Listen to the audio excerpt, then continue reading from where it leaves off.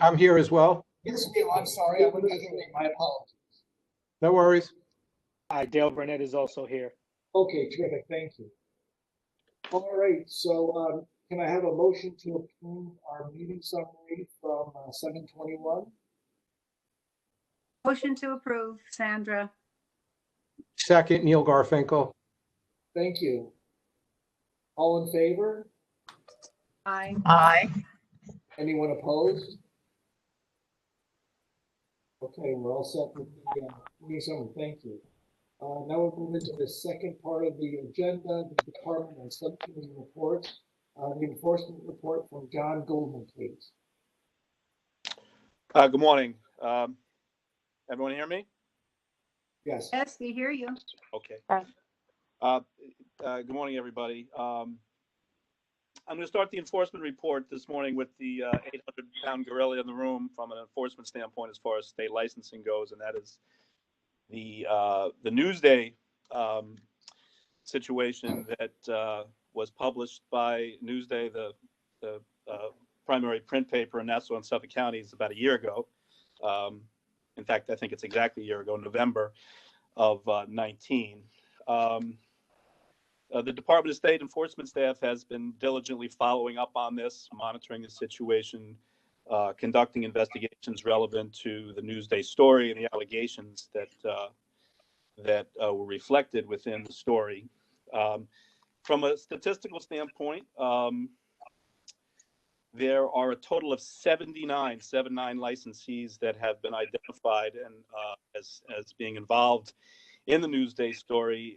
There were a total of 32 agents, salespeople, associate brokers that Newsday brought to light in terms of the tests that they conducted, their behavior, what they did, what they didn't do relevant to these coordinated tests with minority home buyers, actors, others representing Newsday, to determine how the agents dealt with those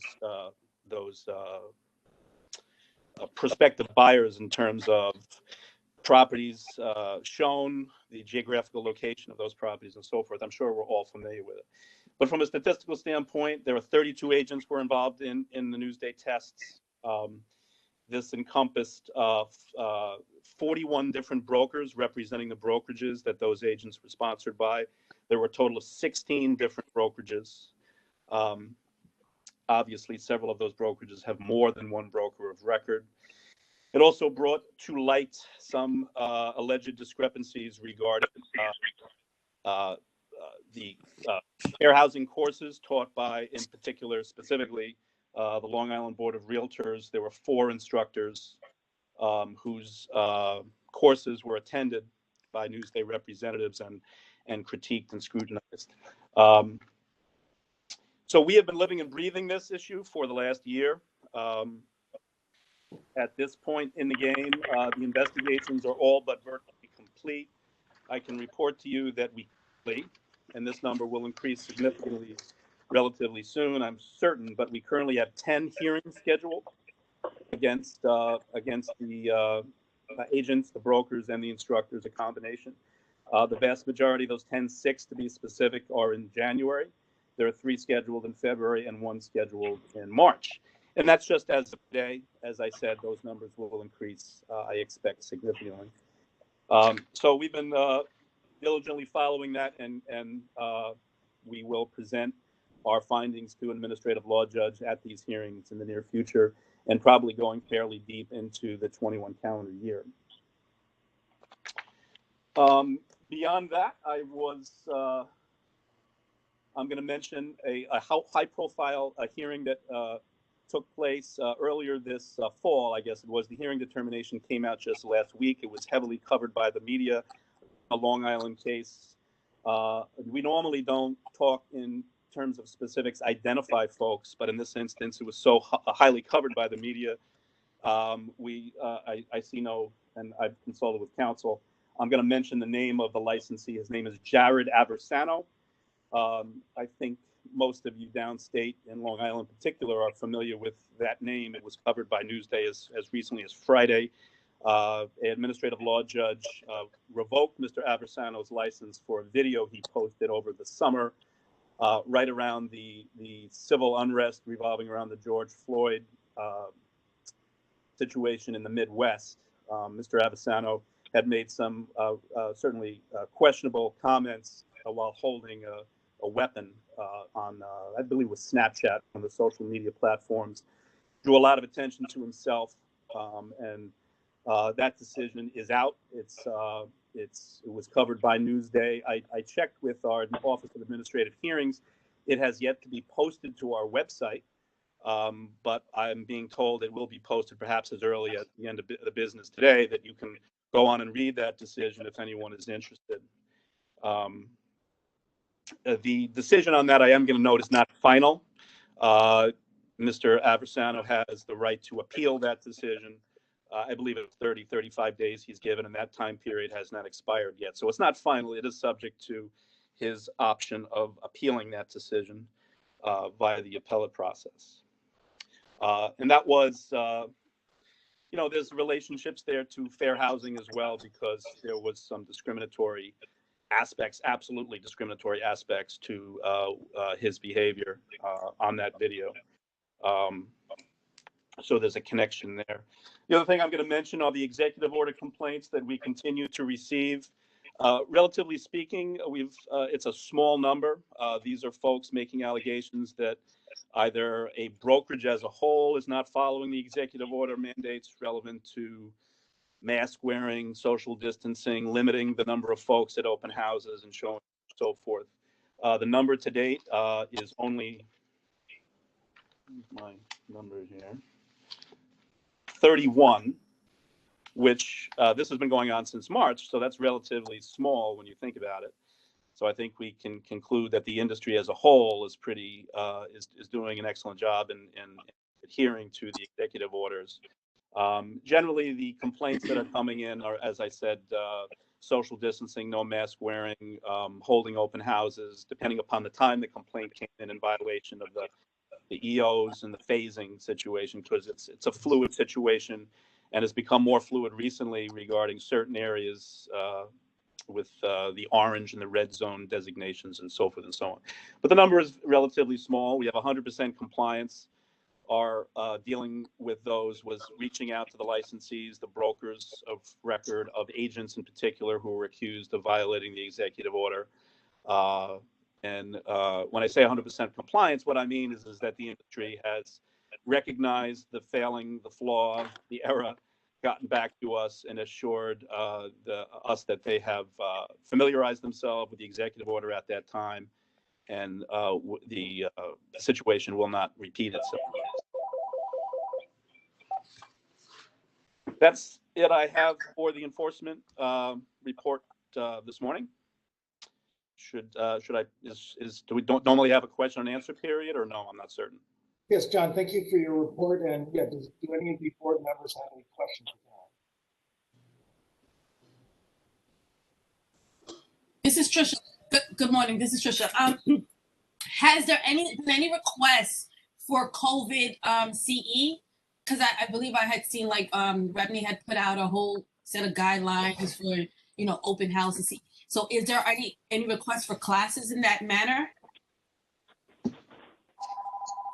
Well, I can't speak to continuing education and the way that process works. Perhaps another staff member could mention it. Are you talking about specific courses approved by DOS for CE relevant to COVID practice? Is that your? Yes. Since that may be our new norm. I do have a couple more questions, but yes. I can't speak to that personally. I don't know if any other staff have any information. So as far as the Newsday articles and allegations, I personally have gone through those same situations, right? But here's what I think, also as a real estate instructor for the past 11 years. I think, as I said it before, if we have one general lesson that all schools instructors have to play, because what happens is, as I've heard from other instructors, people put in their own situations, they put on in their own stories. But if this DOS and the Department of Human Rights and Fair Housing was to come together and put together one video that the schools play, and that's what it goes across the board, you know everyone is getting the same lesson. I've seen it when I started real estate many, many years ago. Examples, people in wheelchairs, people from every class. And I think that would be the solution. And it should also include a piece that indicates what is the line between personal and professional. Because this man may have thought at one point that what he was doing was personal, but in fact, it shows your ethics and your morals and biases. So I think real estate agents need to be taught what is the line. You can be pro something as long as you're not being discriminatory to something else. So that's just all I wanted to say as far as what you spoke about for the fair housing. Those are my suggestions. Thank you. Any other questions for John? Okay, thank you again, John. We have the processing report. Emily Lupe. Good morning. This is Emily Lupe with the processing unit. Included in the materials you were provided is a report of the number of current real estate licensees for December 2019 and December 2020. The report groups licensees into broker and branch office licenses and salesperson licenses. The totals are listed by county. The 2020 numbers include only licensees and do not include those licensees whose licenses may have expired and are covered by Executive Order 202.11, which allows individuals licensed by the Department of State to extend the expiration of their license during the state of emergency. This concludes the processing report. Any questions? Thank you. Thank you, Emily. Okay, the education report, Marcella Rose. Good morning. This is Marcy. I'm going to report on the education. In July of 2020, in response to the request made at the April board meeting, the department began accepting applications from educational providers to offer courses in a live distance education delivery method for real estate qualifying and continuing education courses. For educational providers who wish to offer live distance education for a new course, they will need to submit an original application. Along with their application, they would also need to submit their plan for the live distance education delivery method. For educational providers who wish to add live distance education for a course already approved for a traditional classroom setting, during the January 1st through December 31st, 2021 annual renewal period, you can submit a new application indicating a change in the procedures for taking attendance, along with the existing course code number. A description of the educational provider's proposed method for live distance education would need to accompany the applications. That concludes my education report. Are there any questions? I have a question, Trisha O'Connor. Before COVID, I went and got my Arello CDI certification in order to be able to teach distance real estate. So are those qualifications still required for an instructor to teach, or did the Department of State waive that? And as long as you're a licensed instructor, you can teach? If you are offering, if an educational provider is offering a computer-based course, then a third-party certification is a requirement. For live distance education, which is where the instructor is offering the course via a live distance or a live delivery method, they need to submit a proposal for their delivery method for review and approval.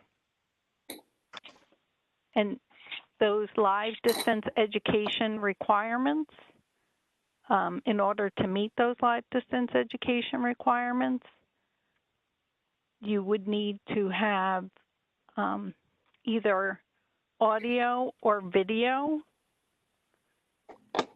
available. I can also send this to you if you provide me your email address. I was only questioning if they would have to have the Arello certification. If it's a computer-based, yes, they would need to have the certification from the third party. Okay, thank you. You're welcome. Any other questions for Marcy? Marcy, thank you. You're welcome. I'll also be providing the exam report for today. Okay. From January to October 2020, the Department of State administered the real estate salesperson examination to 13,527 examinees with a pass rate of 59%. The Department of State administered real estate broker examination to 1,098 examinees with a pass rate of 66%. Due to the COVID-19 pandemic, the Department of State suspended the administration of all exams from March to July.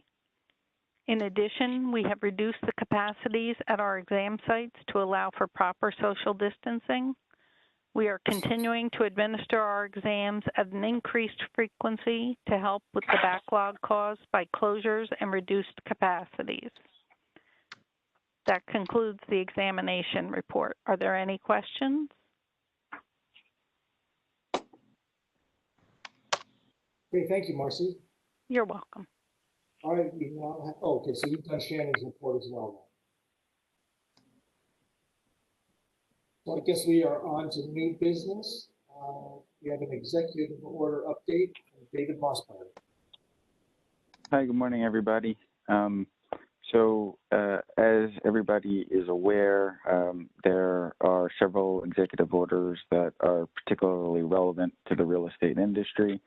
The first, as mentioned by Emily previously, was the executive order granting the extension of licenses to provide additional time for those license holders to either take, education or to be able to submit the renewal itself. So that executive order has been extended through January 1st.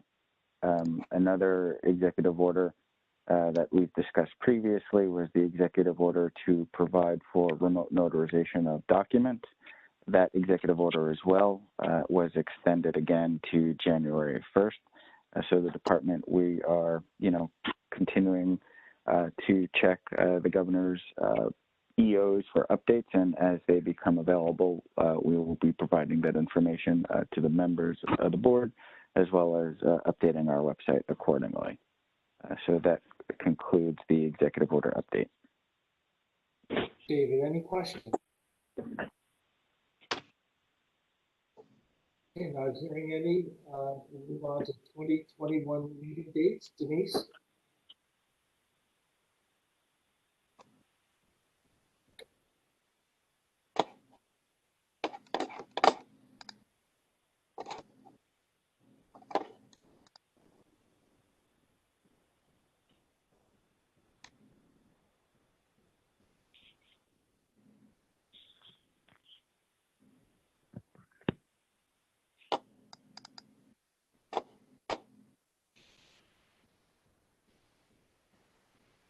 Dave, are you providing the meeting dates for 2021? This is Whitney. We seem to have lost Denise. She's going to be circulating proposed meeting dates to the board members within the next week or two. So if you could please look at your calendars, and if there's any times when you know you'll be unavailable in 2021, please get those to her so that she can schedule our dates for 2021. Okay, thank you. Not on the agenda you were sent, but under new business, we had a request to provide a statement by the New York State Association of Realtors. So I'll recognize Mike Kelly from the New York State Association of Realtors. Hi, good morning. My name is Mike Kelly, and I am the Government Affairs Director for the New York State Association of Realtors. On behalf of our 60,000 Realtor members, I'm here today to highlight 2 requests. Since the beginning of the pandemic, NYSAR and other real estate trade organizations have been seeking clarity and guidance from New York State government regarding the activities of real estate licensees. Over the last 8 months, NYSAR has posed many questions and concerns to state government, most often to Empire State Development, and unfortunately, in many cases, received no response at all. NYSAR simply wishes to provide our members and, by extension, their customers and clients with clear and appropriate guidance. Without communication from state regulators, we and our members are left to interpret real estate guidelines. For example, state guidance for, quote, essential businesses pursuant to Executive Order 202.6 states that, quote, real estate services shall be conducted remotely for all transactions, end quote, and goes on to state, provided, however, that any services or parts therein may be conducted in person only to the extent legally necessary. Just after the release of this guidance, NYSAR requested clarity on what exactly the term legally necessary encompasses. To date, we have yet to receive a response. Thank DOS and ESD staff for meeting with NYSAR representatives via phone on October the 23rd to discuss these issues.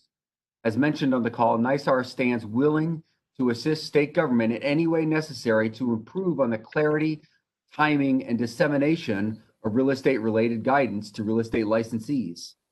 I also want to make the state board and department staff aware of a letter that NYSAR sent late last week to Governor Cuomo, to Secretary Rosado and ESD CEO Eric Gertler regarding real estate licensee activity during the state of emergency.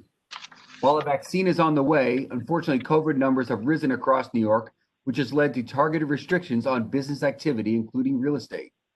NYSAR's letter formally requests that additional language be added to Section 14 of the guidance issued pursuant to Executive Order 202.6 to clarify that real estate showings may be conducted in person and in accordance with appropriate social distancing, cleaning, and disinfecting protocols that are currently being adhered to pursuant to Phase 4 interim guidance for real estate activities.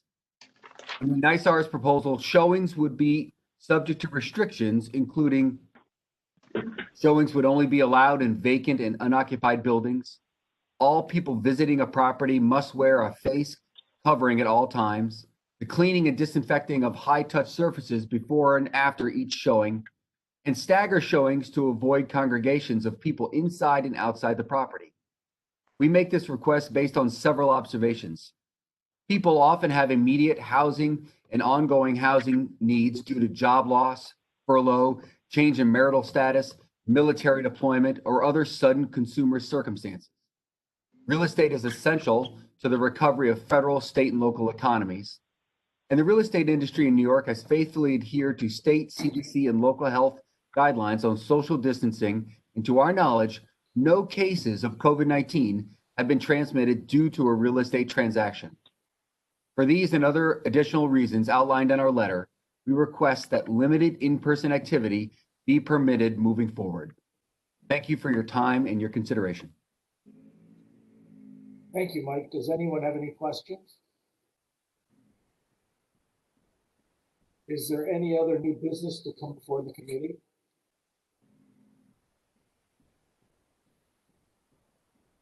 Hearing none, this meeting is adjourned. Thank you, everyone. Have a great holiday. Thank you, Duncan. Wishing everybody all the best. Bye-bye. Happy holidays. Thank you. Well, everyone. Bye. Bye-bye. Holidays, everybody.